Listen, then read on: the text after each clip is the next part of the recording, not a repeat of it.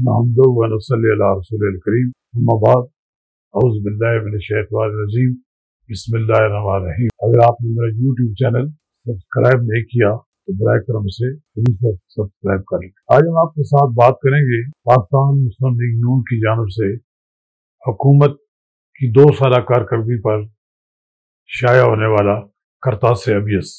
मुस्लिम league नून ने अब की बार थोड़ी सी देर कर दी।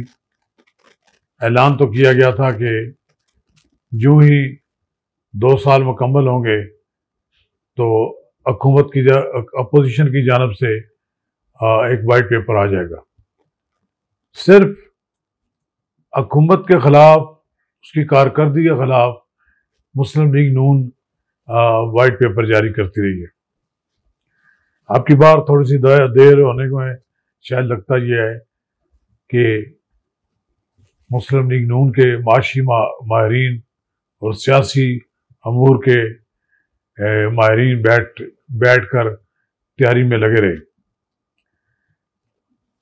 वाइट पेपर जारी करने के लिए जो प्रेस कॉन्फ्रेंस मुनक्कद हुई, उसमें पाकिस्तान मुस्लिम लीग नून के सरबराह और कौमी असम्बली में कायदे हिज़्ब इख्तिलाफ मियाँ शहबाज शरीफ इस्लामाबाद आए।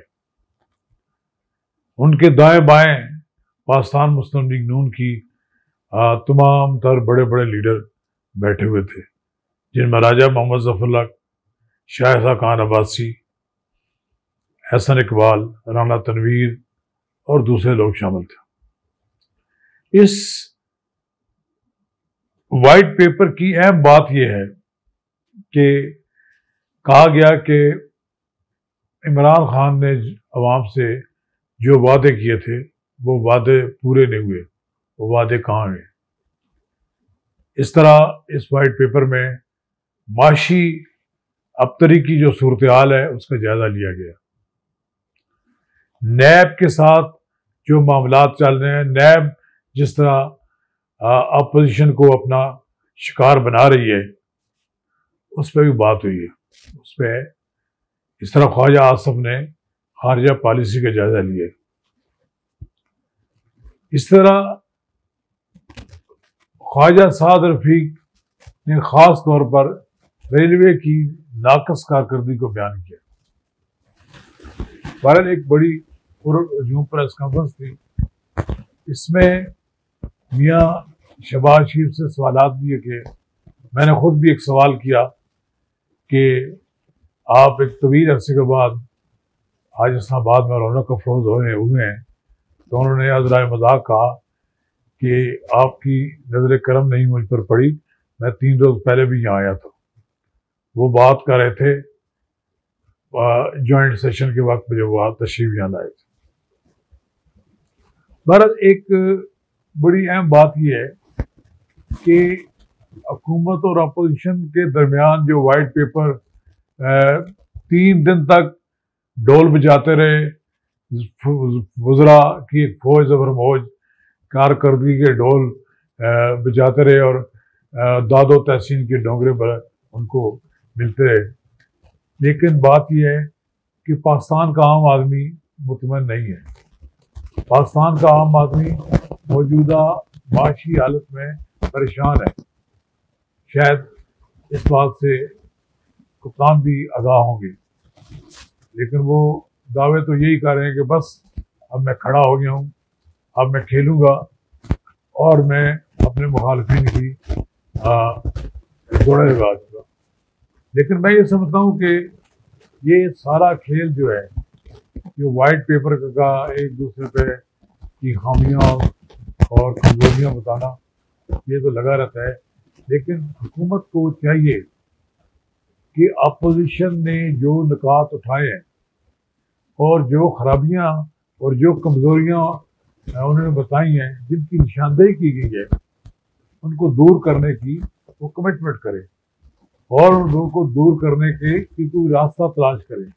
लेकिन ये कह देना कि जो ही ये प्रेस कॉन्फ्रेंस ख़त्म हुई तो वफाकी वज़ीर इत्तलात और नशरियात सेनेटर शिबली फराज और वफाकी वज़ीर सनत व पैदावार हमाद अजहर ने की जवाबी प्रेस कॉन्फ्रेंस कर दी। और ये कहा गया कि ये दोनों मियाँ शहबाज शरीफ न जाने किस ज़माने की बातें कर रहे हैं, और वो जो बातें कर रहे हैं उनका कोई सिरा पैर नहीं है।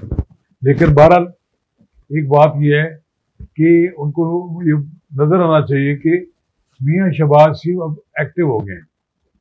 मियाँ शहबाज शरीफ जो कोरोना वायरस के दौरान इनएक्टिव नज़र आते थे, लोग ये समझते थे कि शायद वो किसी मसरत का शिकार हैं। अब उन्होंने मास्क उतार कर मैदान अमल में आ गए हैं। उन्होंने प्रेस कॉन्फ्रेंस की बगैर मास्क के की, और उसके बाद उन्होंने सवालात के जवाब भी दिए, और उन्होंने उसके बाद इस्लामाबाद में अपनी मसरूफियात भी की। सियासी जमातों के कायदीन के साथ उन्होंने मुलाकातें भी की। तो बहरहाल वाइट पेपर जो है उसमें उन्हें कहा गया है कि मौजूदा हुकूमत पाकिस्तान की तारीख की नाकाम तरीन हुकूमत है। इसका जवाब तो देते हैं दूसरे अपोजिशन हुकूमत वाले, लेकिन नाकामियाँ तो बेपनाह हैं। लेकिन सबसे बड़ी नाकामी ये है कि 2 साल तो उन्होंने गुजार दिए, अपोजिशन उनकी हुकूमत नहीं गिरा सकी, लेकिन अपोजिशन के साथ वो कोई अच्छे तल्लुकात नहीं कायम कर सके। ये सबसे बड़ी नाकामी है।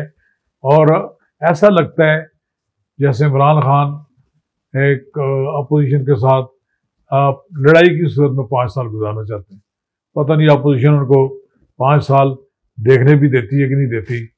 ये अगले महीने जो आ रहे हैं इसमें कोई पता नहीं कि इनकी हुकूमत का जमहूरी तरीके से तख्ता उलटने का कोई इंतज़ाम ही हो जाए, क्योंकि बहुत से ऐसी बातें हैं जो मार्केट में अब गर्दिश कर रही हैं कि मौजूदा हुकूमत की नाकामियों की वजह से जो बोझ मुल्क पर बढ़ रहा है, जो मुल्क के लिए मसाइल पैदा हो रहे हैं, शायद उससे निकलने के लिए किसी नई हुकूमत, किसी नए वज़ीर आज़म की तलाश है। शुक्रिया।